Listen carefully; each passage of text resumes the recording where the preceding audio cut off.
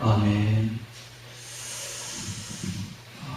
베드로전서 2장 11절 이하를 통해서 고난이라는 제목으로 말씀을 전하겠습니다.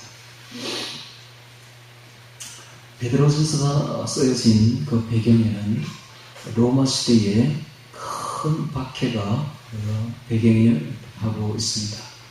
그래서 로마 시대에 어떤 사회 현상들이 있었는지를 잠시 살펴보는 것이 본문의 배경이 되겠습니다. 당시에 로마 제국 안에는 약 6천만 명 이상의 노예가 있었다고 합니다. 전체 로마 제국의 전체 인구의 약 3분의 1이 노예였습니다. 왜 이렇게 노예가 많았는가? 로마는 끊임없이 전쟁했고 또 승리했기에 정복지에서 사람들을 끌어오는 것이 최고의 전리품이었는데 끌어오면 전부 다 노예가 되는 것입니다. 그러니까 계속 전쟁을 하니까 계속 노예는 늘어날 수밖에 없었고 심지어 로마 시내 안에는 일반 시민들의 4배나 되는 노예들이 있었다고 합니다. 그러니까 노예가 굉장히 많았던 것이죠. 그런데 이 노예는 권리는 아무것도 없었고 그렇기 때문에 그들은 사람이 아니었습니다. 그래서 그때에 생겨나는 격언이 어떤 말이 있었는가 하면 말하는 노새가 있고 말하지 못하는 노새가 있다라는 말까지 생겨났습니다. 말하는 노새가 바로 노예들이죠. 이렇게 노예가 얼마나 큰 애환을 가지고 있었는지 알 수가 없습니다. 그 당시에 노예들에게 있어서 주인의 생각이 곧 법이었습니다. 주인이 생각하는 대로, 주인이 말하는 대로 그냥 따라야 되는 게 바로 노예들의 법이었어요. 그래서 그 노예들은 국가에서도 전혀 관여하지 않았기 때문에 주인이 기분 나쁘면 죽여도 아무런 죄가 되지 않았던 것이 바로 노예 생활이었습니다. 그런데 문제는 이 교회는 어떤 곳인가? 교회는 삶에 지치고 정말 어렵고 힘든 정말 천시받고 비참한 생활을 하는 사람들이 다 교회로 몰려와서 역사적으로 그렇습니다. 지금도 마찬가지. 가난하고 힘들고 어려운 사람들이 교회의 대부분을 차지하고 있죠. 그러다 보니까 교회는 개방되어 있으니까 이 노예들이 정말 위안을 얻을 곳은 교회밖에 없었기에 교회 대부분의 성도들이 다 노예였다고 합니다. 그런데 그 교회 안에는 주인들도 온다. 그런데 주인과 노예들이 교회 안에서는 한 형제 자매가 됩니다. 그러니까는 집에 들어가면 주인과 노예 관계지만 교회 들어오면 한 형제 자매예요. 그러니까 더 이상 노예가 될 수가 없는 것이죠. 한 형제 자매인데 어떻게 노예가 되겠습니까? 그래서 이 문제를 쓴 것이 바로 빌레몬서죠. 빌레몬. 바울이 오네시모, 유익한 자라는 이름을 가진 그 오네시모가 골로새 교회에 빌레몬이 감독하고 있었던 그 교회에 빌레몬의 노예였던 오네시모가 도망을 칩니다. 도망을 쳐서 방황하다가 결국은 로마에 와서 바울 밑에 오게 돼요. 그래서 바울이 그를 권면하여서 그가 완전히 변화됩니다. 변화되니까 바울이 그 오네시모를 다시 빌레몬에게 보냅니다. 보내면서 그에게 편지를 써서 보냈는데 그게 바로 빌레몬서죠. 그 빌레몬서에 보면 이렇게 되어 있습니다. 전에는 무익하였으나 이제는 유익한 자가 되었으니 오네시모라는 이름이 유익한 자. 당시에 가장 흔했던 노예의 이름이 바로 오네시모였습니다. 유익한 자. 전에는 무익한 자였으나 지금은 내게 유익한 자가 되었으니 형제로 대우하라 라고 말하면서 보낸 것이 바로 이 빌레몬서죠. 이 빌레몬서를 자세히 보면 더 이상 노예로 부를 수가 없는 거예요. 형제인데 어떻게 노예로 부린단 말입니까? 주 안에서 같은 형제가 되었는데 더 이상 노예가 될 수가 없어요. 근본적으로 노예가 안 되는 것이죠. 그래서 이 빌레몬서야말로 미국의 흑인 노예들을 해방시켰던 그 링컨이 가장 감명 깊게 읽었던 책이 바로 이 빌레몬서죠. 여기에 감명을 받아가지고 노예 해방운동을 일으켰던 것입니다. 자, 이와 같이 당시에 로마에서는 많은 노예들이 있었고 그들이 그 주인들로부터 많은 고난을 받고 있었다는 사실입니다. 그런데 그 고난에 대해서 지금 이야기를 하고 있습니다. 오늘 그 고난을 같이 살펴보면서 오늘 우리들도 사회생활을 혹은 사람들과 부딪히면서 많은 고난을 받는 것이 사실입니다. 여러분, 스트레스는 어디서 오느냐 하면 관계에서 옵니다. 사람과의 관계에서 가장 큰 스트레스가 오게 되어 있습니다. 이 일에 있어서는 큰 뭐 스트레스 없죠. 일은 뭐 그냥 하면 되는 것인데 딱 사람과의 관계에서 스트레스가 온다. 그럴 때에 우리는 어떻게 대처해야 될 것인가를 오늘 배우게 될 것입니다. 자, 2장 11절부터 같이 보면서 고난이라는 제목으로 말씀을 보도록 하겠습니다. 사랑하는 자들아, 성도들을 향해서 하는 말이죠. 사랑하는 자들아, 나그네와 행인 같은 너희를 권하노니, 나그네와 행인, 천성을 향해, 저 천국의 예새 예루살렘을 향해서 천국을 사모하여 걸어가는 나그네와 같고, 행인 같은, 행인은 원어에 보면 외국인입니다. 외국인 같은 너희를 권하노니. 그래서 오늘 우리는 어떤 사람입니까? 이 세상에 머물면 안 될 사람들, 우리는 잠시 거쳐가야 될 천국 시민들이요, 천국의 백성들입니다. 그래서 이 세상에서는 우리는 언제나 나그네요, 행인, 외국인 같은 사람들이죠. 나그네요, 행인 같은 너희를 권하노니 영혼을 거스러 싸우는 육체의 정욕을 제어하라. 영혼을 거스러 싸우는 육체의 정욕을 제어하라. 천국행에 가장 방해가 되는 것이 바로 육체의 정욕입니다. 이 육체의 정욕은 본성적인 육체의 욕망으로서 그 끝은 허무합니다. 헛되고 방탕하고 그리고 사악합니다. 그래서 거룩한 성품과 완전히 반대되는 것이 바로 이 육체의 정욕이죠. 그래서 이것을 제어하라라고 말합니다. 제어하라. 오늘 우리는 강한 의지를 가지고 우리가 싸워야 될 것은 바로 육체의 정욕입니다. 우리가 싸워야 될 것은 마귀가 아니라 나입니다. 내 자신과 싸워야 돼. 내가 누구와 싸워서 이겨야 되는가? 누구와 싸워서 승리해야 되는가? 바로 내 자신입니다.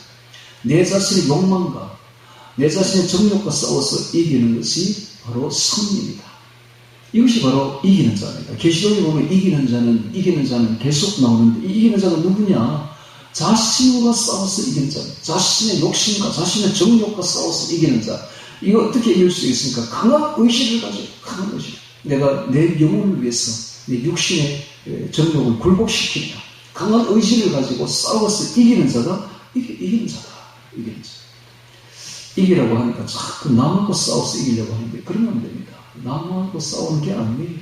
전체적인 이 성경을 보면 내 자신과 싸워서 이기는 거예요. 외유 내가. 밖으로는 아주 부러운 사람들, 안에는 아주 강한 사람이 되었어요. 자신과 싸워서 이겨야 돼요. 자기를 다스리는 자는 용사보다 낫고 성을 빼앗는 자보다 훨씬 더 강한 사람들입니다. 그래서 오늘 우리 성도들은 정말 거룩한 길을 걷는 우리들은 가장 큰 방해가 누구냐? 내 자신이라는 것을 알고 자신의 육체의 정욕을 제어하기를 바랍니다. 자, 12절에 보니까 이제부터 고난에 대해서 이야기를 합니다. 너희가 이방인 중에서 행실을 선하게 가져 너희를 악행한다고 비방하는 자들로 하여금 너희 써는 일을 보고 권고하시는 날에 하나님께 영광을 돌리게 하려 함이라. 너희를 악행한다고 비방하는 자가 나오고 있습니다. 당시에 사람들은 그리스도인들을 비방했는데 어떻게 비방했는가? 이 성찬 예식을 보고 어떻게 했느냐? 저 사람들은 사람의 피를 먹고 사람의 고기를 먹는 좀 완전히 사악한 시욕을 하는 사람들이다. 이렇게 비방을 했어요. 그 다음에 이제 또 성도들이 기도할 때에 성령의 불을 내려주소서, 불을 이렇게 하니까 저 사람들은 아주 위험한 사람들이다. 저 방화범들이다. 불을 지르는 사람들이다. 이렇게 또 비방을 했다고 합니다. 뿐만 아니라 당시에 남녀가 함께 만민 공동 예배를 드리고 있으니까 저 사람들은 아주 남자 여자끼리 모여가지고 아주 나쁜 짓을 하는 아주 사악한 사람들이다. 이렇게 비방을 했다고 합니다. 요즘도 그런 이야기 많이 듣죠. 네. 자, 이렇게 비방을 할 때 어떻게 해야 되는가? 너희를 악행한다고 비방하는 자들로 하여금 너희가 이방 중에서 행실을 선하게 가지고 너희 선한 일을 보고 권고하시는 날에, 권고하시는 날은 불신자들이 회개하는 날입니다. 하나님이 권고하여 불신자들이 하나님께 돌아오는 날, 회개하는 날에 하나님께 영광을 돌리게 하려 함이라. 그래서 오늘 우리는 어떻게 해야 되는가? 선으로 악을 이겨야 됩니다. 선행으로 악을 이겨야 됩니다. 이것이 바로 유일한 우리의 무기인 것입니다. 그래서 우리가 악행하는 자들로 하여금 맞서 싸우지 말고 그들을 같이 욕하지 말고 우리는 더욱더 선을 행함으로 선행으로 그들을 하여금 권고하시는 날에 하나님께 영광을 돌리게 해야 되는, 감동을 주어야 되는 것입니다. 이것이 바로 진정으로 이기는 것입니다. 진정으로. 놀라운 이야기죠. 당시에 로마 시대에 그렇게 비방하는 성도들이 전혀 같이 대항하지 아니하고 더욱더 선행으로 베풀었더니 로마 전체가 하나님께 돌아온 거 아닙니까, 여러분? 오늘 우리들이 그렇게 해야 되는데 우리나라는 좀 그렇지 않은 것 같아요. 반대로 가는 것 같아요. 선이 아니라 뭐의 악행을 막 행함으로 사람들이 비방을 받습니다. 그랬으면 안 되죠. 왜 오늘 교회가 이렇게 됐느냐 하면 교리가 잘못됐어요. 한 번 믿으면 영원 구원이다 하는, 그래서 어떤 짓을 해도 구원하고는 아무 상관이 없다. 하늘에 상급에 관련된 문제지 구원하고는 아무런 상관도 없어요. 마음대로 생각하는 거라. 그래서 저같이 이렇게 성경에 바로 선 목사들이 그 부목사로 이렇게 들어가서 저처럼 이렇게 거룩하라 질책하면 그 위에 있는 목사들이 이렇게 부른대요. 불러가지고 너무 그렇게 위협하지 말고 불안해하지 말아라. 그렇게 하면 성도들이 불안해한다. 이런 식이에요. 지금 우리나라 그렇습니다. 그래서 말을 못해. 성경대로 말을 못, 소신있게 말을 못해. 저는 누가 그렇게 뭐라 하는 사람이 있어요. 성경대로 소신있게 말을 합니다만은, 그래서 이렇게 책망을 못해요. 회개하라고 책망을 못한다니까. 그저 얼르고 달래가지고 그래 좋습니다, 잘합니다, 그래도 천국 갑니다, 이렇게 이야기하는 거예요. 이러니까 전부 지옥 가는 거예요. 전부 지옥 가는 거예요. 오늘 우리는 성경 위에 서야 될 줄로 믿습니다. 그래야 성도들이 선행을 가지고 선행을 가지고. 오늘날 우리 한국 교회는 세상 사람보다 더 악합니다. 이래가지고 되겠습니까? 오늘 우리가 정말 선행을 가져야 돼요. 당시에 로마 시대에 그 성도들이요, 그 고난을, 그 극심한 핍박과 고난과 박해를 받으면서 그 믿음이 더욱더 순결해지고 더욱더 열심히 있어가지고 정말 순결하고 성결한 선행을 행하는 사람들이 되니까 로마 전체에 감동을 끼치는 거예요. 그래서 제국이 변화되는 그런 일이 벌어졌는데 오늘 우리가 그를 본받아야 됩니다. 자, 13절에 보겠습니다. 자, 인간이 세운 모든 제도를 주를 위하여 순복하라고 말합니다. 순복하되. 로마서에 쓰고 로마서 13절 1절에 각 사람은 위에 있는 권세들에게 불복하라. 권세는 하나님께로서 나지 않음이 없나니 모든 권세는 하나님이 주신 것이다. 그러므로 권세 앞에 불복하라 라고 말했습니다. 오늘 우리들도 인간이 세운 모든 제도를 주를 위하여 순복해야 한다. 하나님이 보고 있습니다. 이런 모습을 하나님이 우리를 지켜보고 있다는 사실을 알아야 됩니다. 예를 들면 사무엘 같은 사람들. 사무엘은요, 그 정말 엘리 같은 불의한 제사장 앞에서도 순전히 순복했습니다. 그러니까는 하나님이 사무엘을 들어서 순종하는 그 사무엘을 들어서 자기의 유능한 제사장으로 세운 거 아닙니까? 또 다윗 같은 사람을 보십시오.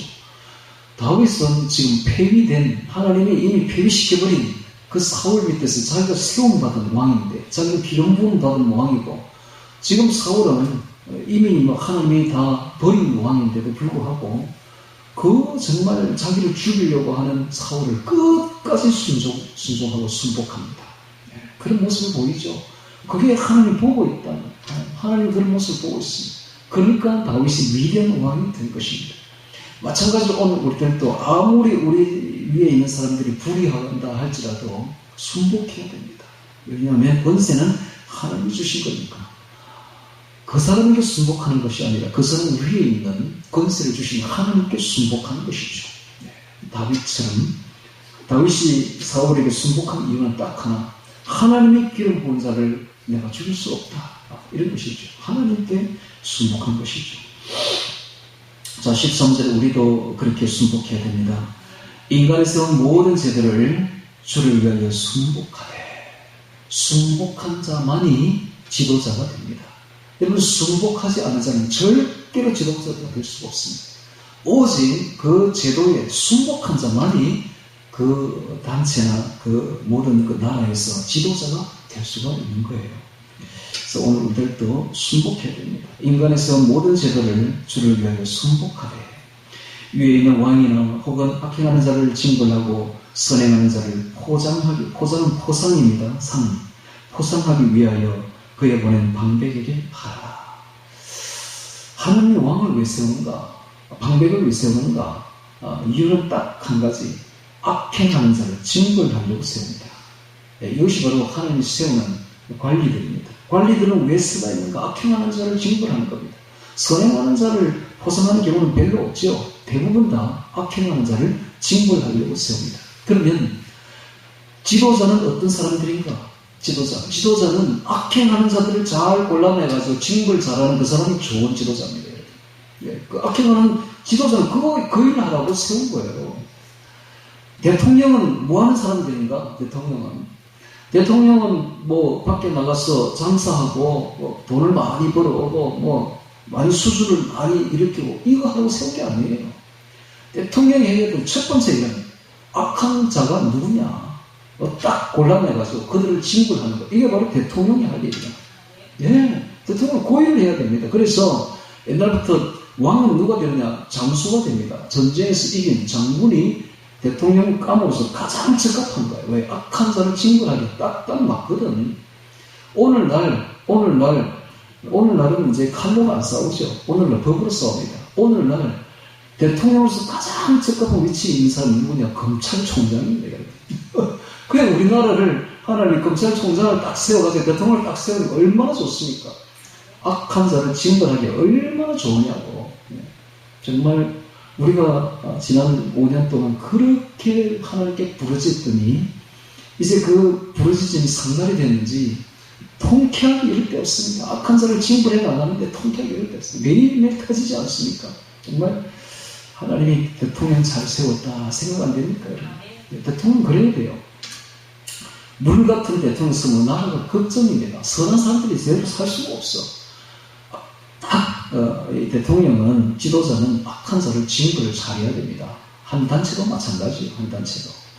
한 단체도 지도자가 되려면 악한 자가 누군지를 딱 잘 파악을 해서 그들을 징벌을 잘해야 됩니다. 이게 바로 좋은 지도자예요.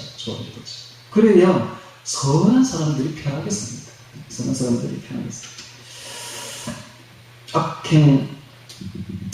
악행하는 자를 징벌하고 선행하는 자를 포장하기 위하여 그에 보낸 방백에게 하라.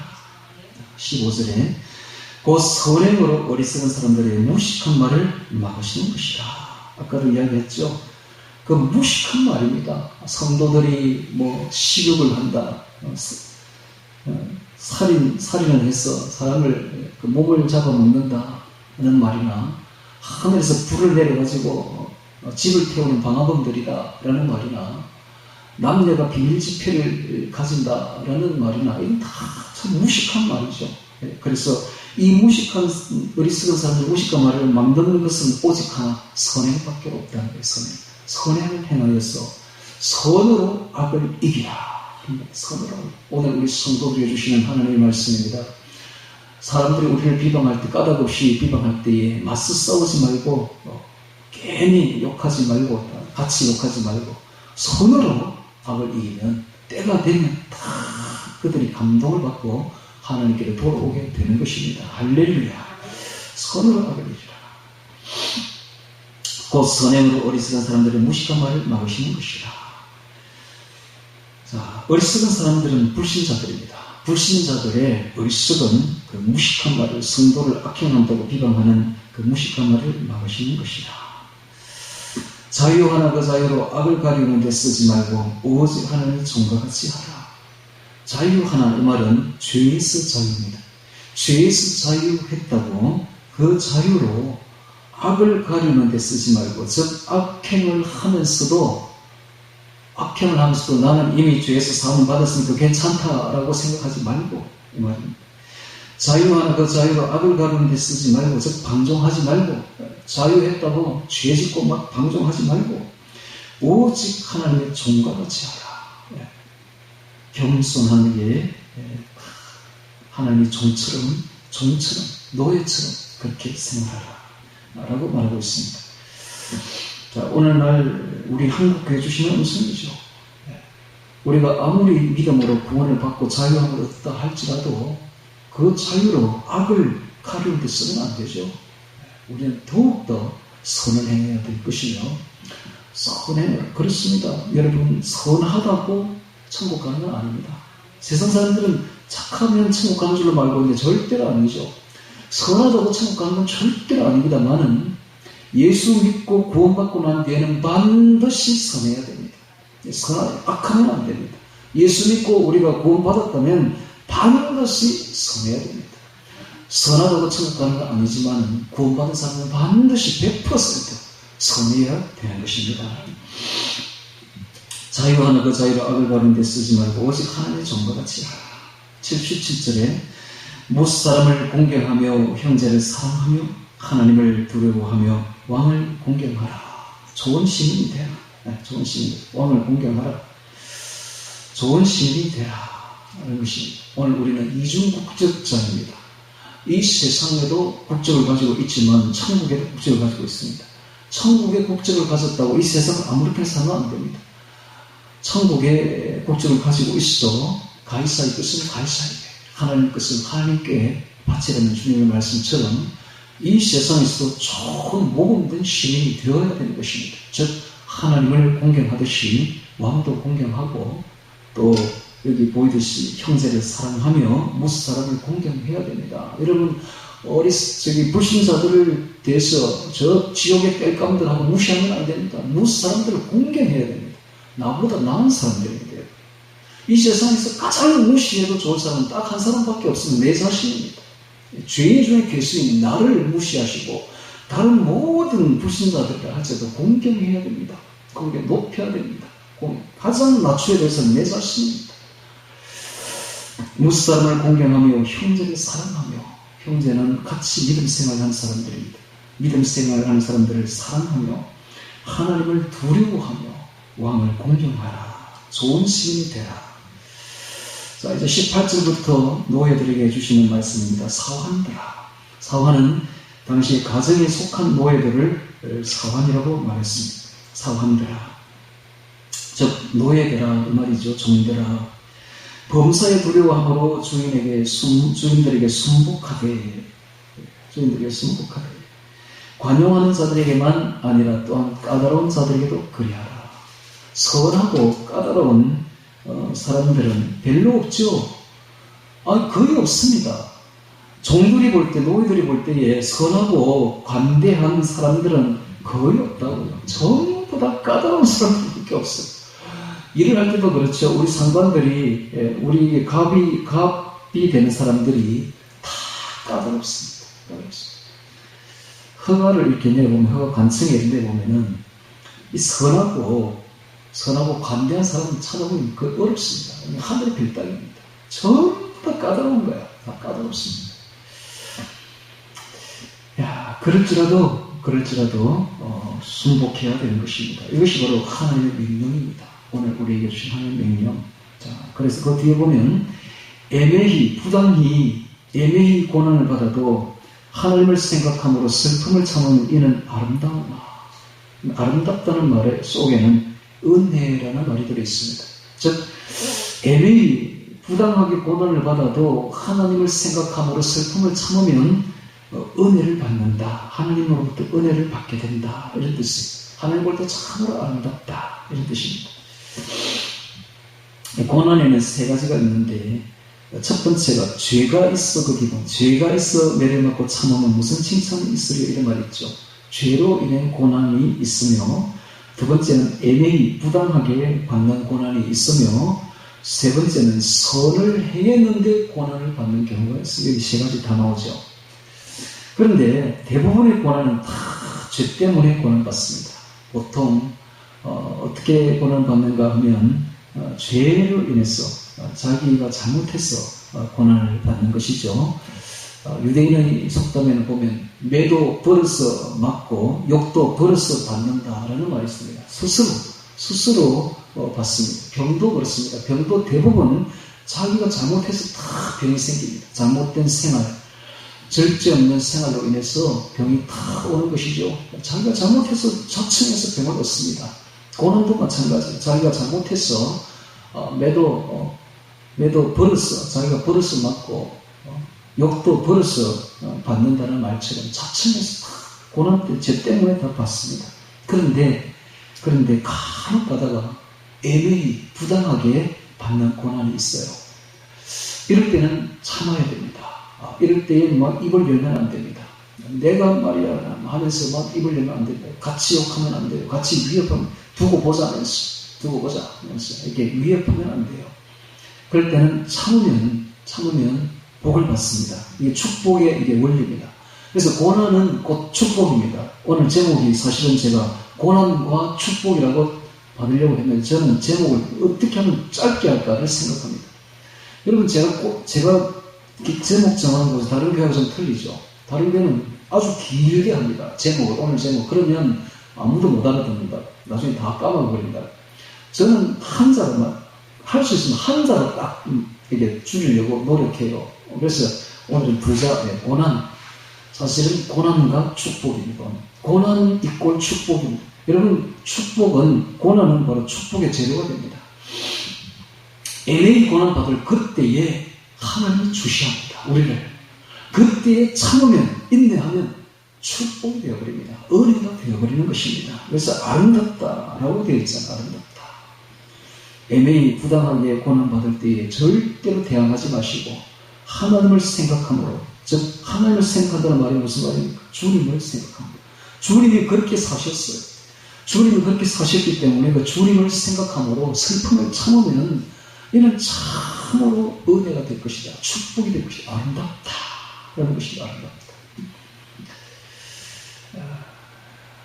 아프리카에서 노예로 끌려온 흑인들이 정말 그 백인에게서 엄청나게 애매하게 고난을 받아도 그냥 그것을 같이 위협하고 같이 대항하지 아니하고 그 슬픔을 그냥 찬송으로 풀었더니 그런 고난받는 흑인들이 다 교회로 나갔죠. 교회 가면 위안을 받으니까.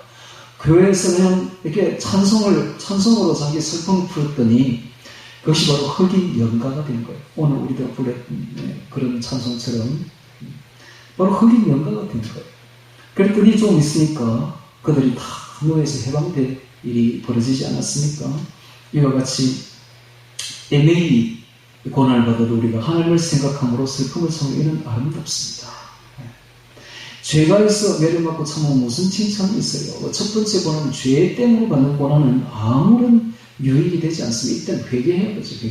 죄 때문에 고난받을 때는 무조건 엎드려서 회개해야 됩니다. 회개해야 되죠. 두 번째는 애매히 받는 고난이요. 세 번째는 선을 행함으로 고난을 받을 때입니다. 선을 행함으로 고난을 받고 참으면 이는 하나님 앞에 진실로 아름다움이라 하면서 이게 정말 어렵거든요. 선을 행했는데 배신을 당하고 정말 잘해줬는데 오히려 돌아오는 것이 고난이다. 정말 이런 경우가 있습니까? 정말 미치고 한장할 노릇이죠. 그렇지만 이럴 때에 참으면 진짜 큰 복을 받는데 이게 누가 걸어간 길인가? 바로 예수님이 걸어간 길입니다. 이 길이 바로 예수님이 우리에게 본을 보인 겁니다.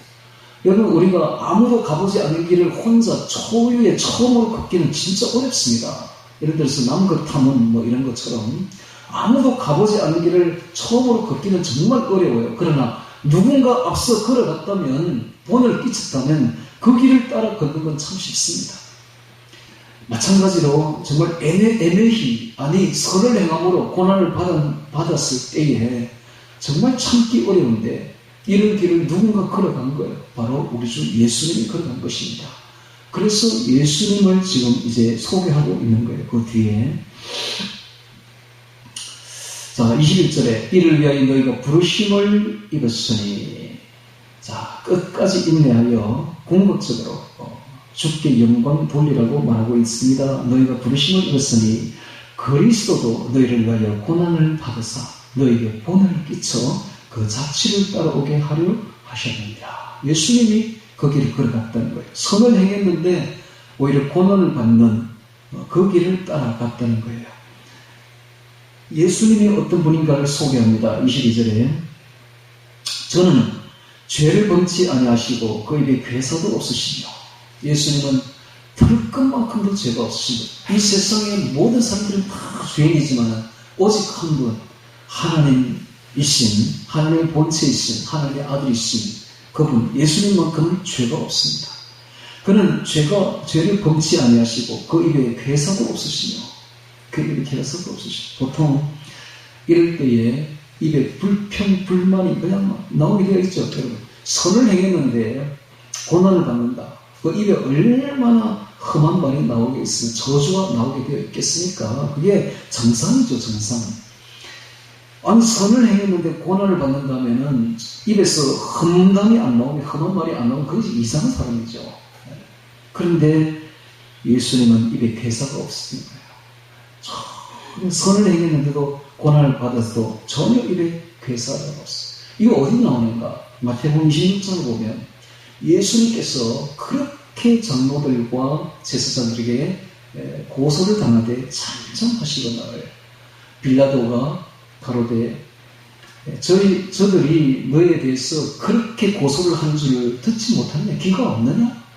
하시되 한마디도 대답지 않으시고 한마디도 대답하지 않는 거예요. 입에 괴사를 하지 않는 거예요. 저주하지 않는 거예요. 불평하지 않는 거예요. 이것이 바로 예수님이 우리에게 보여주신 본입니다. 이 본을 우리가 따라가야 돼요. 그러면 복을 받습니다. 이게 천국의 축복으로 바로 이어집니다.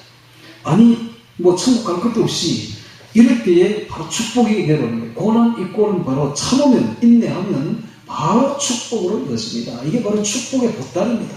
오늘 우리가 아무런 해도 끼치지 않았고 아무런 잘못도 하지 않았는데 애매히 고난받는다든지 부당하게 혹은 선을 행했는데 도리에 돌아오는 것이 배신이요 고난이라면 그것이 바로 우리에게 축복으로 이어집니다. 할렐루야. 그렇습니다. 이것이 바로 축복입니다. 저 하늘의 칭찬과 상급은 바로 이렇게 받는 거예요. 그래서 오늘 우리가 예수님이 따라가신 그 길을 우리도 따라 걸어야 되는 것입니다. 자, 다시 또 보면 23절에 욕을 받으시되 대신 욕하지 않으시고 여러분 욕을 받았는데 얼마나 욕이 나오겠어요. 그런데 예수님은 한마디도 욕하지 않았다. 우리는 얼마나 입이 가만히 있지 않지 않습니까? 이럴 때에 욕이 나오죠. 저도 그렇습니다. 똑같습니다. 욕이 나오고 저주가 나오고 그런다고요. 그런데 이럴 때에 욕 안 하는 그것이 바로 상급이다. 축복이다. 라는 것을 아시고 입 딱 다물고 참아야 됩니다. 대신 욕하지 않으시고 고난을 받으시되 위협하지 않으시고 예수님은 얼마든지 위협할 수 있습니다. 예수님이 이런 말을 하시죠. 내가 지금 내 아버지께 구하여 12명이나 더 되는 천사를 보내시게 할 수 없는 줄 아는 예수님 능력이 있었어요. 충분히. 그럼에도 불구하고 위협하지 않습니다. 전혀 위협하지 않습니다. 우리는 어떻게 합니까? 두고 보자 이러죠. 대항할 힘이 없으면 말로 가지고 뒤에 두고 보자. 위협하죠. 그런데 예수님은 전혀 위협하지 않았습니다. 이것이 주님이 걸어가신 길입니다. 이 발자취를 우리도 따라 걸어가는 거예요. 노예들 보고 당시에 이해가 됩니까, 여러분? 당시에 노예들이 얼마나 고난을 받았습니까? 매일매일 오늘 우리가 받는 고난은 고난도 아니죠, 이거는. 노예들은 매일매일 말도 안 되는 고난을 애매한 고난, 선을 행했는데 받는 고난을 받았습니다. 그럴 때에 예수님을 본받다 하고 말하고 있는 거예요. 정말 믿음이란 무엇인가, 순종이란 무엇인가. 여러분 편안할 때, 잘 될 때는 다 믿음 있고 다 순종 잘하죠. 어려울 때, 힘들 때, 그때 보이는 믿음이 진짜 믿음이에요. 정말 고난 속에서 보이는 그 순종이 진짜 순종인 것입니다. 이런 어려움과 고난과 환난과 핍박 속에서 신앙은 순결해지고 강해지는 법입니다. 이런 걸 거치지 않으면 신앙은 절대 성장하지 않습니다. 진정한 신앙은 바로 여기서 그 진리가 드러나는 법이에요. 고난 속에서 드러납니다. 고난이야말로 우리의 신앙을 드러냅니다. 고난 속에서 우리가 진정으로 신앙이 성장하는 법이죠. 고난이 없으면 신앙도 없는 겁니다. 고난을 받아야 야성적인 신앙으로, 힘있는 신앙으로 성장하는 것이죠. 오늘날 한국교회 고난이 없으니까 이 교회에 이 신앙이 보이지 않는 것, 신앙. 고난이 있어야 됩니다. 고난이 있을 때에 진정한 신앙이 힘 있는 신앙으로 자라나는 것이죠. 자, 다시 또 성경에 보니까 욕을 받으시되 신독하지 아니하시고 고난을 받으시되 위협하지 아니하시고 오직 공의로 심판하는 자에게 부탁하시며. 이거 정말 정말 힘 있는 기도입니다. 이거 위력적인 기도입니다. 여러분, 우리가 고난 받을 때에 공의로 심판하시는 하나님께 기도하면 그 기도 얼마나 무서워질지 모릅니다. 이건 위력적인 기도입니다. 위력적인 기도. 우리가 지난번에 그 아스팔트에서 외국자들이 정말로 그 고난을 문재인 시절에 그 5년 동안 받으면서 어떻게 힘이 없으니까 뭐 행정, 사법, 뭐 입법 전부 저들이 다 가지고 있으니까 무슨 힘이 있습니까? 군대까지도 저들이 다 쥐고 있는데 무슨 힘이 있습니까? 오직 우리가 부르짖는 건 하나님밖에 없었지. 하나님, 제발 좀 저를 좀 보시옵소서. 제발 저를 좀 보시옵소서 했더니, 야, 하나님이 왕을 세워도, 대통령을 세워도, 어디 검찰로 딱 들어가지고, 야, 진짜 대단하죠. 요새 보면 진짜, 우리 기도를 들어주셨구나. 제가 오늘 얼마나 요새 통쾌한지. 뉴스 보는 재미가 나요, 요새. 뉴스 보는 재미. 우리 기도를 들어주신, 이 위력적인 기도입니다, 여러분. 할렐루야. 고난 받을 때에 심판하시는 자에게 부탁하는 기도. 예수님이 그렇게 했듯이, 오늘 우리들도 오직 공의로 심판하는 자에게 부탁해야 됩니다. 아버지여, 하면서 예수님이 엘리 엘리라는 싸웠더니 하나님 어찌 나를 부르시나이까 하면서 아버지여, 저들의 죄를 용서해 주옵소서 하면서 아버지에게 부탁했듯이 오늘 우리들도 이 공의로 심판하시는 자에게 부탁하지 해야 되면 함께 대항하면 안 됩니다. 함께 악으로 싸우면 안 돼. 함께 욕해서도 안 되고, 오늘 우리는 오직 선으로 악을 이겨야 되며 모든 심판은 하나님께 하시니까 하나님께 다 맡겨버려야 되는 것입니다. 얼마나 위력적인 기도인지 모릅니다. 때가 되면 하나님이 다 갚아주시는 것입니다. 지금처럼, 우리나라처럼 진짜 갚아주시는 거예요. 24절에 보겠습니다. 친히 나무에 달려 그 몸으로 우리 죄를 담당하셨으니 이는 우리로 죄에 대해 죽고 의에 대해 살게 하려 하시니라. 예수님께서 친히 나무에 달려 그 몸으로 우리 죄를 담당해 주신 것은 이는 우리로 죄에 대하여 죽고 의에 대하여 살게 하려 하십니다. 그러면 오늘 우리가 죄에 대해서는 죽어야 되며 의에 대해서는 살아야 됩니다. 즉 죄 짓지 말아야 됩니다. 의롭게 살아야 됩니다. 하나님이 예수님께서 우리 죄를 담당해 주셨으므로 우리가 다시 또 죄를 지으면 안 됩니다. 이제는 우리가 죄에 대해서는 죽은 자요 의에 대해서 사는 자가 되어야 되는 것입니다. 그렇게 하기 위해서 예수님이 우리 죄를 대신 담당해 주셔서 그 몸으로 죽어주신 거예요. 이것을 알아야 됩니다. 지금 이성하게 교회에서 죄 지어도 괜찮다 하는 자들은 정말로 하나님 볼 때 정말 뭐라고 말해야 될까요? 뭐 ABC도 안 되는 자들이죠. ABC도. 신앙에 ABC가 없는 자들이라. 어떻게 예수님이 우리 죄를 담당해서 죽어주셨는데 우리가 죄를 또 지을 수가 있단 말입니까? 이는 우리를 죄에 대해 죽고 의에 대해서 살게 하려고 그렇게 하신 것이라. 이 말을 깊이 새겨야 됩니다. 이제는 우리가 죄에 대해서는 일체 떠나야 되며 담대하게 죄짓지 마시고 두렵고 떨림으로 자신의 의를 이루어 나가야 되는 것입니다. 제가 채찍의 맞음으로 너희는 나음을 얻었나니 이사야서 53장에 있듯이 예수님이 채찍의 맞음으로 우리가 병나음을 입었습니다. 그런데 왜 이런 말을 여기다 붙였을까요? 이유가 다 있습니다. 당시에 노예들이 채찍을 많이 맞았던 거예요. 채찍을 얼마나 주변에게서 얼마나 채찍을 맞았는지. 여러분, 요즘에 여자들도요, 아내들도 남편이 때리면 안 삽니다. 다음날 바로 보따리 싸고 그냥 가버립니다. 그래서 이혼이야, 끝이야. 요즘은 때렸다면 이혼이야, 바로. 요랬는데, 맞은 사람의 심정이 그렇습니다. 그런데 당시에 매일같이 채찍에 맞았다고 생각해서 그것도 얼마나 무슨 채찍입니까? 그냥 살갗이 떨어져 나가는 그런 채찍이에요. 그런 채찍 맞고 오면 어떻게 해서 그 마음이. 그러니까 이런 말을 쓴 거예요. 이런 말을. 제가 채찍에 맞아. 예수님의 채찍에 맞았다. 예수님도 채찍에 맞았다. 제가 채찍에 맞음으로 너희가 나음을 입었지 않느냐. 그러니까 예수님을 생각함으로 참으라. 이 말이에요. 그 말이 그 속에 들어있는 거예요. 하시면서 하는 말이 25절에 너희가 전에는 양과 같이 길을 잃었더니 이제는 너희 영혼의 목자와 감독 되신 이에게 돌아왔느니라. 이 말이 무슨 말입니까? 전에는 양과 같이 길을 잃었더니 전에는 이런 고난을 당하며 어찌할 줄을 모르고 그저 입에서는 욕설과 저주와 위협이 나왔던 그런 길 잃은 자가 되었는데 이제는 예수님께로 오보니 예수님이 이미 그 길을 걸어가셨네. 그러니까 아무도 가본 길이 아니라 먼저 예수님이 우리를 위해서 자취를 다 남겨주셨기 때문에 그 본을 끼쳐 그 영혼의 목자와 감독 되신 이에게 돌아왔으니까 너희도 이제 예수님처럼 선하게 살아라. 이런 뜻입니다. 자, 여기 보니까 감독이 나오고 있습니다. 감독. 네. 목자장이죠. 이 목자들의 가장 큰 일은, 해야 될 일은 감독이 해야 될 일은, 감독이 뭘 감독해야 됩니까? 바로 이리를 감독해야 돼요. 이리. 양을 해치는 이리가 한 마리 딱 들어오면 양을 하룻밤에 300마리나 죽인다고 그래요. 그래서 이 이리가 못 들어오게 이리로부터 지키는 감독자가 바로 감독자입니다.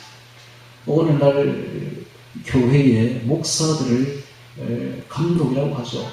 저기 감리교회 가면 감독이라고 합니다. 왜 감독이라고 하는가? 바로 그 감독이 해야 될 가장 큰 일은 이리로부터 지키는 것입니다. 이리로부터. 그래서 오늘 우리의 영혼의 목자와 감독 되신 이가 바로 예수님이십니다. 예수님은 우리의 이 모든 일거수일투족을 다 보고 있습니다.